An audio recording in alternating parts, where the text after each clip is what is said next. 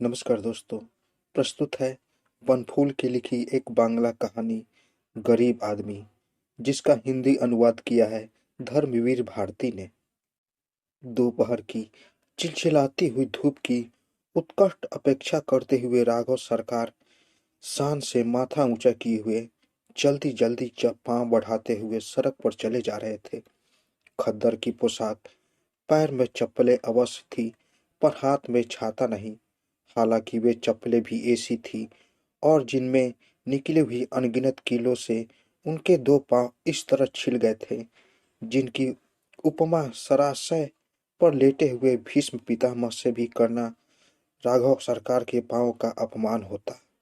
किंतु शान से माथा ऊंचा किए हुए राघव सरकार को उसकी परवाह नहीं थी।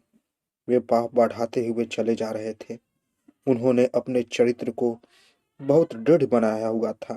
सिद्धांतों पर आधारित मर्यादाशील उनका जीवन था और इसलिए हमेशा से राघव सरकार का माथा ऊंचा रहा, कभी झुका नहीं।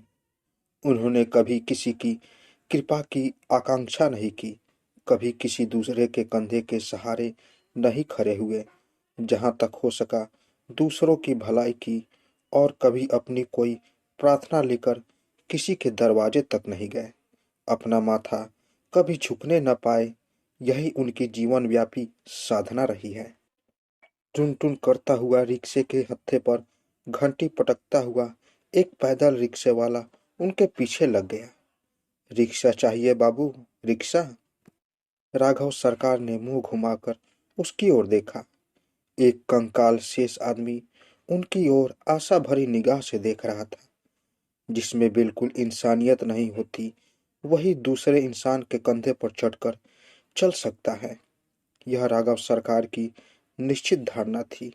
वे कभी अपनी जिंदगी में किसी भी पालकी या रिक्शा पर नहीं चढ़े थे। इसको वे भयानक अनायास मानते थे। खद्दर की आस्तीन से माथे का पसीना पोंछते हुए बोले, नहीं भाई, रिक्शा नहीं चाहिए, और तेजी से फिर चल दिए। टुन टुन करता हुआ, घंटी बजाता हुआ रिक्शा वाला पीछे पीछे आने लगा। सहसा राघव सरकार ने मन में सोचा, बेचारी की रोजी कमाने का तो यही एक उपाय है। राघव सरकार पढ़े लिखे अध्ययनशील व्यक्ति थे, अतः पूंजीवाद, दरिद्र नारायण, बोल्शिज्म, श्रम विभाजन, गांवों की दुर्दशा, फैक्ट्री सिस्टम, जमींदारी, सभी एक क्षण में उनके मस्तिष्क में कौंध गए। उन्होंने फिर एक बार पीछे घूमकर देखा। ओहो, सचमुच यह आदमी भूखा है, उदास है, गरीब है। बेहद तरस आया उन्हें। घंटी बजाते हुए रिक्शे वाले ने कहा, चलिए न बाबू, पहुंचा देंगे, कहाँ जाइएगा? अच्छा, शिवतल्ला तक चलने का कै पैसा लेंगे? 6 पैसा। अच्छा आओ। और फिर राघव सरकार चलने लगे। आइए बैठिए न बाबू। तुम चले आओ। राघव सरकार और तेज चलने लगे। रिक्शे वाला पीछे दौड़ने लगा और बीच बीच में दोनों में केवल यही वाक्य विनिमित होता रहा, आइए न बाबू, बैठिए ना। तुम चले आओ। शिवतल्ला पहुंचकर राघव सरकार जेब से 6 पैसा निकाल कर बोले, ये लो। लेकिन आप तो चढ़े ही नहीं।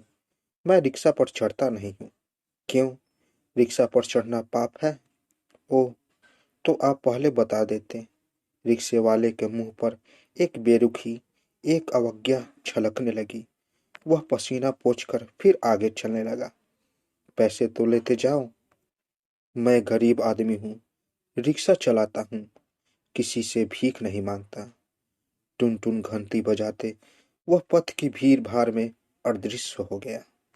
तो दोस्तों, कैसी लगी कहानी? अगर आप लोगों को कहानी थोड़ी सी भी अच्छी लगी हो तो मेरे चैनल को ज़रूर सब्सक्राइब करें और साथ साथ बेल आइकन को भी ज़रूर दबाएं, ताकि मेरी कहानी सबसे पहले आप तक पहुंचे। तो दोस्तों, मिलते हैं एक नई कहानी के साथ एक नए वीडियो में। तब तक के लिए नमस्कार।